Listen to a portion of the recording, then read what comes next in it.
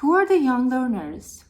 They're energetic, they're curious, loud, sometimes unpredictable, but always full of potential. Teaching them is not just teaching grammar or vocabulary, it means meeting them where they are and helping them to grow through meaningful and engaging experiences. My name is Kalbiko Pirizat, and this is my self-reflection video based on the course Teaching to Young Learners. Over the semester, I have learned so many practical things that I will definitely use in my teaching.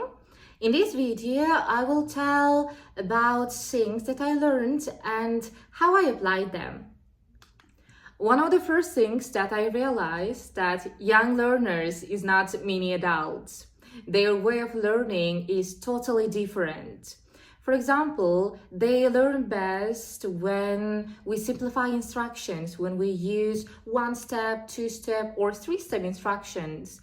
And honestly, sometimes it's better to switch to L1, like Kazakh language or Russian language, to make sure that everyone is on the same page.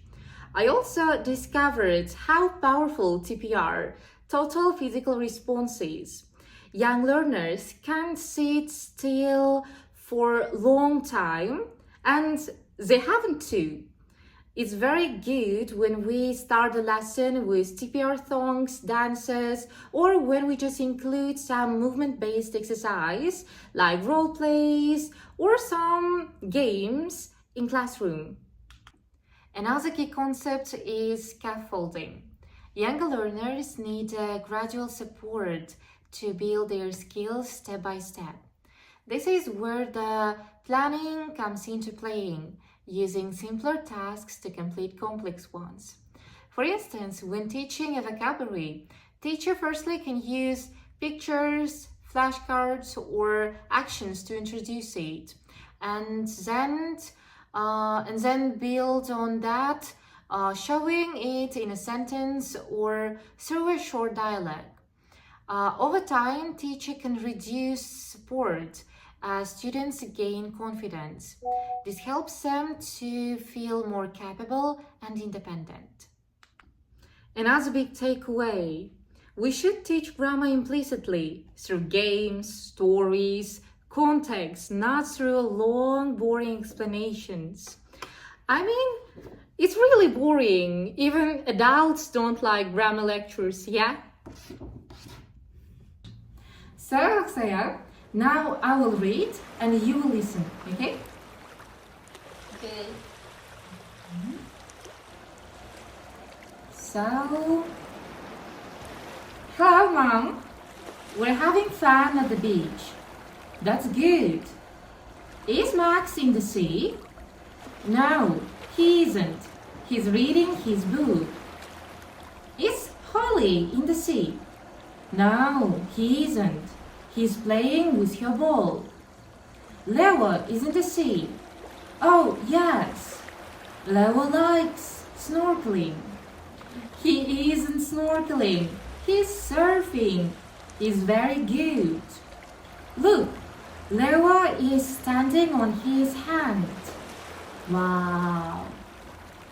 Oh no, Leo is falling. Leo isn't falling. He's surfing.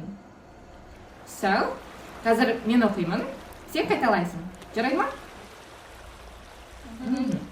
So, hello, Mom. Hello, Mom. We're having fun at the beach. We're having fun at the beach. That's good.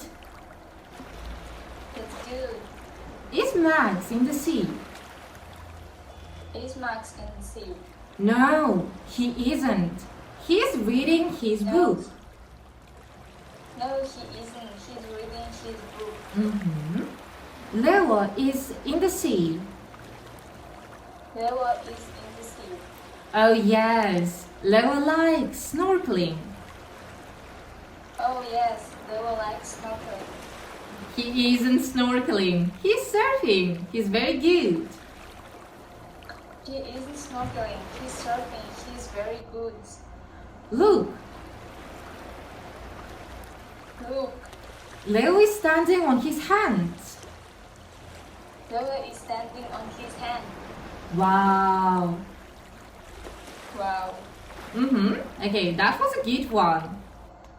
From this extract, we can say that while teaching reading skill to young learners, background music, during storytelling, using role plays, filler activities like true false, completing the gaps, matching, and so on, and letting students to talk about themselves in the content of the story are very important, and these all details, these all of them create emotional connections with the content. And children love talking about themselves. It makes feel them that they are seen and important. Pen and paper, marker and whiteboard. This is our reality. Not every school has a projector, and that's okay, that's nice. Using whiteboard and marker can be as effective as other methods. In fact, in many book suggestions promote using low-tech methods that still can engage young learners. For example,